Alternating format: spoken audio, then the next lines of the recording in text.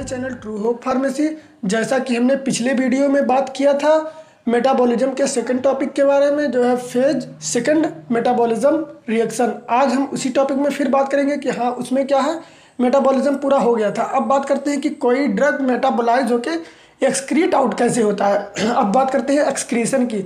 देखिए जितने भी जो ड्रग मेटाबोलाइज हुए हैं, जो ड्रग वाटर सॉल्युबल जो ड्रग हैं जो कन्वर्ट हुए हैं बाई मेटाबॉलिज्म, वो क्या करते हैं हमारे बॉडी से एक्सक्रीट आउट होते हैं। आप पहले देखते हैं, यहाँ देख सकते हैं drug are excreted from the body converting into water soluble metabolites and are some drug are directly excreted from the body. कुछ ड्रग जो है वो क्या होते हैं मेटाबोलाइज होकर वाटर सॉल्युबल होकर तब बॉडी से एक्सक्रीट आउट होते हैं, और कुछ ड्रग क्या होते हैं बिना मेटाबोलाइज हुए ही एक्सक्रीट आउट हो जाते हैं। इसमें आप देख सकते हैं कि कौन कौन से ऐसे मेजर आर्गन कौन कौन सा है। तो जो हमारा मेजर आर्गन है वो है किडनी हो गया, इंटेस्टाइन हो गया, बाइलरी हो गया बाइलरी सिस्टम एंड लंग्स। अब बात करते हैं कि जो कुछ ऐसे भी ड्रग होते हैं, कुछ ऐसे ड्रग होते हैं जो स्मॉल अमाउंट में कुछ ड्रग होते हैं जो कि हमारे सलाइबा में, स्किन में और स्वेट में, मिल्क में, इन सब के द्वारा एक्सक्रीट आउट होते हैं। अब बात करते हैं कि जो है कि एक्सक्रीशन कितने टाइप से मेनली होता है। तो मेनली जो है 3 टाइप से होता है। एक होता है फर्स्ट रीनल एक्सक्रीशन, जिसको कहते हैं जिसको कोई ड्रग किडनी के द्वारा एक्सक्रीट आउट हो। दूसरा होता है आपका फीकल एंड बाइलरी, जिसमें होता है कि फीकस या स्टूल से कोई ड्रग एक्सक्रीट आउट हो। और तीसरा होता है पल्मोनरी एक्सक्रीशन, लंग्स के द्वारा कोई ड्रग जो है एक्सक्रीट आउट हो। अब फर्स्ट बात करते हैं रीनल एक्सक्रीशन के बारे में। रीनल एक्सक्रीशन क्या होता है? Excretion of drug through kidney, किसी ड्रग का एक्सक्रीशन किडनी के द्वारा होना। अब फर्स्ट इसमें देखते हैं, इसमें भी 3 पार्ट है, glomerular filtration, active tubular secretion and passive tubular reabsorption. अब बात करते हैं ग्लोमेरुलर फिल्ट्रेशन की। ग्लोमेरुलर फिल्ट्रेशन क्या होता है? किसी ड्रग का फिल्टर होना बाई ग्लोमेरुलस। कोई ड्रग जो है हमारे ब्लड से यूरिन में जाता है बाई ग्लोमेरुलस। जो हमारा होता है, आप देखे होंगे जो नेफ्रॉन है, नेफ्रॉन में होता है बोमेन संपुट में क्या ग्लोमेरुलस होते हैं, ग्लोमेरुलस। वही ग्लोमेरुलस से क्या होता है कोई ड्रग जो है हमारे एक्सक्रीट आउट होता है यूरिन, ब्लड से यूरिन में जाता है। और आप यहाँ देख सकते हैं जो इसका रेट है वो रेट जो है डिपेंड होता है GFR, glomerulus filtration rate, and second होता है concentration of free drug in the plasma. First हो गया कि जो ड्रग है उसका रेट किस पे डिपेंड करता है बाई ग्लोमेरुलस से फिल्ट्रेशन होने के लिए। पहला है GFR, ग्लोमेरुलस फिल्ट्रेशन रेट। दूसरा आपका है concentration of drug in plasma में ड्रग का, फ्री ड्रग का कितना कंसंट्रेशन है, कोई ड्रग फ्री फॉर्म में प्लाज्मा में कितना अमाउंट में प्रेजेंट है। और तीसरा होता है molecular weight of drug, molecular weight drug का कितना है। अब देखिए इसमें बात करते हैं एक्टिव ट्यूबुलर सिक्रीशन की। एक्टिव ट्यूबुलर सिक्रीशन में क्या है कि कोई जो ड्रग है उसमें क्या है, कोई ड्रग में जो एक्टिव कंपाउंड होते हैं, जैसे कि कोई ड्रग है उसमें कोई एसिड या बेस है या ऑर्गेनिक कोई कंपाउंड है, तो वो क्या करेगा फिर से हमारे चला जाएगा, हमारे यूरिन से ब्लड में चला जाएगा। इसमें आप देख सकते हैं cells of proximal tubules acid जो है, इसमें जो है इसका मेन क्या पॉइंट है कि एक्टिव ट्यूबुलर सिक्रीशन जिसमें होता है वो होता है सेल्स ऑफ प्रॉक्सिमल ट्यूब्यूल्स। आपने देखा होगा नेफ्रॉन में जो ऐसे ट्यूब लाइक स्ट्रक्चर होती है उसको कहते हैं प्रॉक्सिमल ट्यूब्यूल्स। देखिए एसिडिक ड्रग जैसे सैलिसिलिक एसिड एंड पेनिसिलिन जो है, और बेसिक ड्रग लाइक जैसे एम्फेटामिन है, हिस्टामिन है, वो इजीली एक्सक्रीट आउट होते हैं बाई एक्टिव ट्यूबुलर सिक्रीशन। अब देखते हैं दूसरा पॉइंट में क्या है, the drug which compete the same site of filtration. ऐसा कोई ड्रग जो इसी साइट से, कोई 2 ड्रग जो है इसी साइट से फिल्टर होने के लिए एक दूसरे को कंपीट करते हैं, तो इससे क्या होता है जो है ड्यूरेशन ऑफ एक्शन ड्रग का प्रोलॉन्ग हो जाता है। यहाँ देख सकते हैं prolong the duration of action. ऐसे जो ड्रग एक दूसरे को जो कंपीट करते हो एक दूसरे से एक्सक्रीट आउट होने के लिए, तो क्या करते हैं वो ड्यूरेशन ऑफ एक्शन को प्रोलॉन्ग करते हैं, ड्यूरेशन ऑफ एक्शन बढ़ जाता है। अब बात करते हैं पैसिव ट्यूबुलर रीडिस्ट्रीब्यूशन की। देखिए ऐसे कुछ ड्रग होते हैं जो लिपिड सॉल्युबल होते हैं। जो लिपिड सॉल्युबल ड्रग होते हैं वो फिर से क्या होते हैं यूरिन में आने के बाद, देखिए यहाँ एक्टिव ग्लोमेरुलर फिल्ट्रेशन में क्या हुआ, ड्रग जो है यूरिन से आपका जो ब्लड से यूरिन में आया, और एक्टिव ट्यूबुलर सिक्रीशन में क्या हुआ, वही उसमें जो एक्टिव कॉन्स्टिट्यूएंट्स हैं जैसे एसिड बेस या कोई भी एक्टिव कॉन्स्टिट्यूएंट है, एक्टिव कंपोनेंट है, वो फिर से यूरिन से ब्लड में चला गया। अब देखते हैं पैसिव ट्यूबुलर रीअब्जॉर्प्शन में क्या होता है, रीडिस्ट्रीब्यूशन में क्या होता है। देखिए जो हाईली लिपिड सॉल्युबल ड्रग होते हैं वो एक्सक्रीट आउट नहीं होते जल्दी, वो हमेशा क्या है जल्दी से एब्जॉर्ब होते रहते हैं। तो वो क्या करेगा, फिर से हमारे जो है लंग्स में, ब्लड में एब्जॉर्ब हो जाएगा bye the help of tubules. इसमें आप देख सकते हैं जो इसका है डायरेक्शन ऑफ रीनल ट्यूब्यूल्स। किसी ड्रग का, किसी भी जो है लिपिड सॉल्युबल ड्रग का जो है ये फिर से रीडिस्ट्रीब्यूशन वो डिपेंड होता है कंसंट्रेशन पे, उस ड्रग के कंसंट्रेशन पे, ड्रग के पीएच पे कि ड्रग एसिडिक है कि बेसिक है, और आयनाइजेशन ऑफ ड्रग के। अब देखिए जो एसिडिक ड्रग होगा वो जल्दी से रीडिस्ट्रीब्यूट होगा क्योंकि ब्लड का हमारे पीएच एसिडिक होता है। और इसमें देख सकते हैं हल्का सा एसिडिक होता है।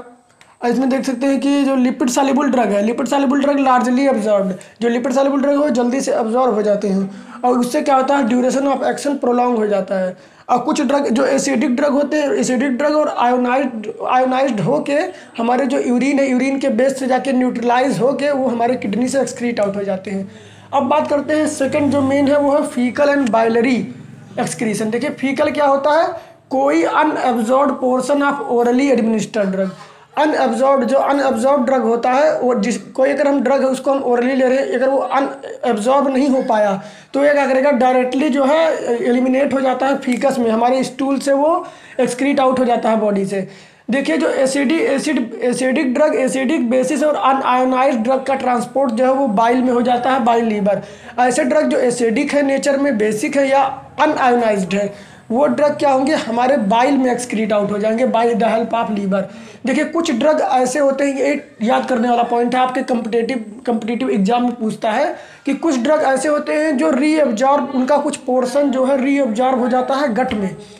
और गट में क्या होता है, जैसे जो हमारी पोर्शन होती है लोअर पोर्शन ऑफ गट, उसमें वो रीअब्जॉर्ब होके बैक हो जाता है लीवर में, लीवर में फिर से चला जाता है। तो जो ये प्रोसेस है कि गट से जो है हमारे जो ड्रग है वो क्या है, रीअब्जॉर्ब होके गट से जो है फिर से लीवर में चला जाए, तो उसको कहते हैं इंटेरोहिपैटिक सर्कुलेशन।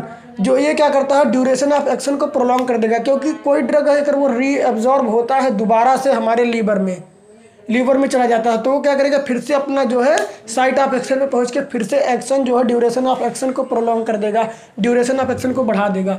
एग्जाम्पल में जो है इरिथ्रोमाइसिन और टेट्रासाइक्लिन ऐसे दो ड्रग हैं जो रीडिस्ट्रीब्यूट हो जाते हैं लीवर में, जो कि इंटेरोहिपैटिक सर्कुलेशन फॉलो करते हैं। अब बात करते हैं पल्मोनरी एक्सक्रीशन की। पल्मोनरी एक्सक्रीशन में है क्या है, गैसेस और वोलेटाइल लिक्विड्स जो है। पल्मोनरी एक्सक्रीशन पहले तो आप ये जान लीजिए, जो हमारी लंग्स होते हैं, लंग्स में जो है पल्मोनरी जो है जो होती है बेंच होती है, पल्मोनरी बेंच में कोई ड्रग जो है गैस और वोलेटाइल लिक्विड से एलिमिनेट होते हैं लंग्स में।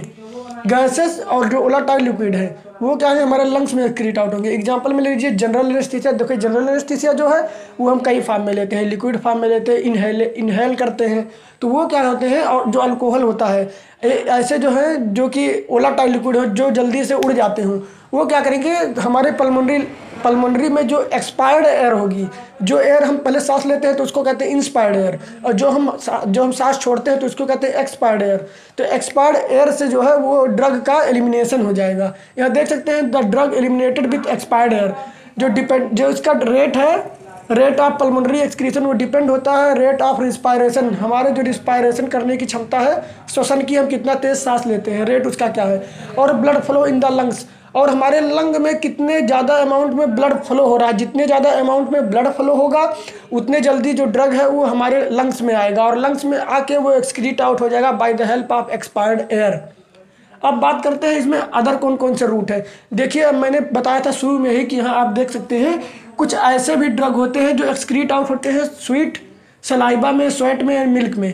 तो यहाँ आप देख सकते हैं अदर में वही है कि सलाइबा में जो है क्लेथ्रोमाइसिन एक एंटीबायोटिक है जो हमारे सलाइबा से एक्सक्रीट आउट होता है, और कुछ स्वेट में जो होता है कि हमारे पसीने में कौन कौन से ड्रग पसीने के द्वारा एक्सक्रीट आउट होते हैं, उसमें होता है रिफेम्पिसिन और आयोडाइड, बाकी बहुत से ड्रग होंगे। अब बात करते हैं इसमें, आप डायग्राम के थ्रू आप देख सकते हैं, याद करने में आपको आसानी होगी इसलिए मैंने डायग्राम में समझाने की कोशिश की है। देखिए ड्रग एक्सक्रीशन, जो ड्रग है वो ड्रग एक्सक्रीशन क्या होगा, ड्रग जो है मेटाबोलाइज होकर लीवर में आएगा, लीवर से जो हाइड्रोफिलिक ड्रग है वो किडनी से आके यूरिन से एक्सक्रीट आउट हो जाएगा बॉडी से, और जो अगर मान लीजिए लीवर से कोई ड्रग लिपोफिलिक ड्रग किडनी में आया है तो वो क्या करेगा, फिर से जो है रीडिस्ट्रीब्यूट हो जाएगा लीवर में, जैसा कि मैंने ऊपर बताया है कि जो लिपिड सॉल्युबल ड्रग होते हैं वो फिर से जो है लीवर में एक्सक्रीट आउट हो जाते हैं, लीवर में वहाँ बाइल के थ्रू लीवर बाइल में चले जाते हैं, फिर बाइल से लीवर में चले। यहाँ आप देख सकते हैं, देखिए कुछ ड्रग ऐसे होते हैं जो सलाइबा से एक्सक्रीट आउट होते हैं, जैसे कि क्लेथ्रोमाइसिन। तो जो ड्रग सलाइबा से एक्सक्रीट आउट होकर फिर डिओडिनम, फिर स्मॉल इंटेस्टाइन में आते हैं, फिर स्मॉल फीकस में आते हैं।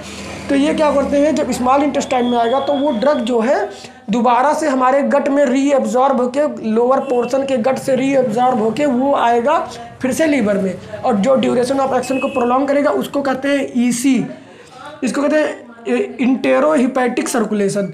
और देखिए कुछ ड्रग ऐसे होते हैं जो लीवर से क्या होते हैं, सीधे बाइल में चले जाते हैं by the help of liver से होके बाइल में चले जाते हैं।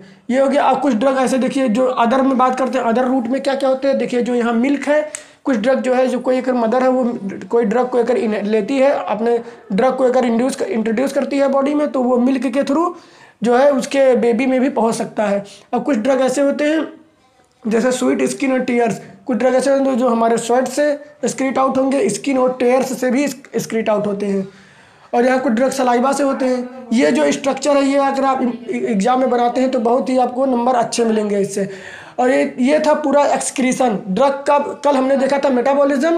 अगर आपने उस वीडियो को नहीं देखा तो पहले आप जाके उस वीडियो को देखें, तभी आप आगे समझ पाएंगे। उसका जो लिंक है मैं डिस्क्रिप्शन में दे दूंगा। और ये है पूरा एक्सक्रीशन।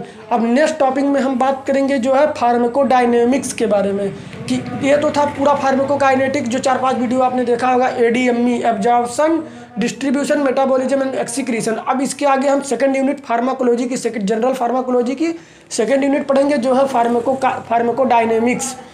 और देखिए अगर वीडियो अच्छा लगा हो तो हमारे वीडियो को लाइक करें और हमारे चैनल को सब्सक्राइब करें, वीडियो को शेयर करना ना भूलें। फिर मिलते हैं किसी बढ़िया सी वीडियो में। Till then bye bye, take care, have a nice day.